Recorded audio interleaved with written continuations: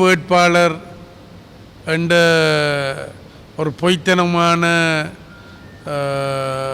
கோஷத்துக்களை விழாமல் தென்னிலங்கையில்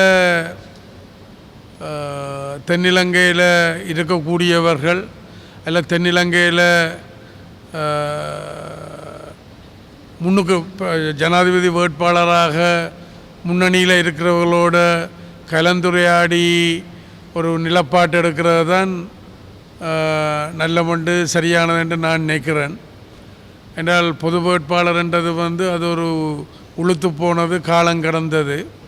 அரசியல் உரிமை பிரச்சனையாக இருக்கலாம், யுத்தமாக இருக்கலாம், மக்களுடைய நாளாந்த பிரச்சனையாக இருக்கலாம், அபிவிருத்தியாக இருக்கலாம், எதை எடுத்துக்கொண்டாலும் அது மக்களுக்கு எப்போதும் சரியான வழிகாட்டலாக யதார்த்தமான வழிகாட்டலை தான் காட்டி வந்திருக்கு.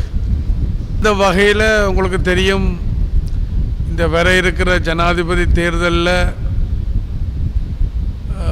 ஜனாதிபதி ரணில் விக்ரமசிங்க பிரதமராக பொறுப்படுத்த காலத்தில் இருந்து நாங்கள் அவரைத்தான் ஆதரித்து வாரோம். என்ற அவரால் தான் இந்த நாடு எதிர்கொள்ளுகின்ற பிரச்சனைகளுக்கு தீர்வு காண முடியும் என்ற நம்பிக்கை. அந்த நம்பிக்கையை 1.5-2 வருஷத்தில் அவர் அதை நிரூபித்து வந்திருக்கிறார். அப்போ தொடர்ந்தும் நாங்கள் அவரோட பயணிக்க வேண்டிய ஒரு தேவை இருக்குது.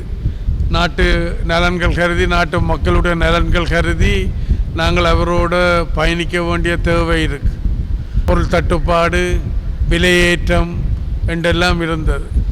ஆனால் இன்றைக்கு அந்த நிலைமைக்கு எரிபொருளாக இருக்கலாம், கேஸாக இருக்கலாம், உணவுப் பொருட்களாக இருக்கலாம், மருந்து வகையாக இருக்கலாம், உரமாக இருக்கலாம், எரிபொருள் சொன்னேன் நானும், எரிபொருளாக இருக்கலாம், எல்லாம் இன்றைக்கு ஓரளவுக்கு வளமைக்கு ஒரு மக்கள் தங்களுடைய தேவையை பூர்த்தி செய்யக்கூடிய வகையில் அதனுடைய என்னென்று சொல்கிறது இருப்பு இருக்குது. ஆனால் அதே நேரத்தில் விலைகள்லையும் இன்னும் விலைகளை குறைக்க வேண்டி இருக்கின்றது. உங்களுக்கு தெரியும், நாங்கள் IMF என்ற சர்வதேச நிதியத்திட்ட கடன் வாங்கித்தான் இந்த நிலைமைகளை நாங்கள் வளமைக்கு கொண்டு வந்திருக்கின்றோம். என்ற புதுசாக யாராவது பதவி பொறுப்பெடுக்க வந்தால் திருப்பியும் சைவ பூச்சியத்தில் இருந்தால் நாங்கள் தொடங்க வேணும். திருப்பியும் நாடு குப்புற விழுந்துடும். ஒரு தமிழ் உத்தியோகத்தர்களும் பயிஸ்கரித்ததாக எனக்கு தெரிய இல்லை.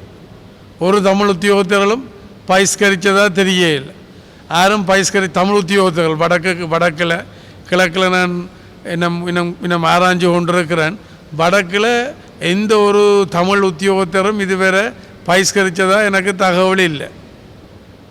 எல்லாரும் வாக்களிப்பில் கலந்து கொண்டிருக்கணும். பயிஸ்கரிக்கிறேன்டா வாக்களிப்பில் கலந்து கொள்ள விடுறது தான் பயிஸ்கரிப்புன்னு நான் நினைக்கிறேன்.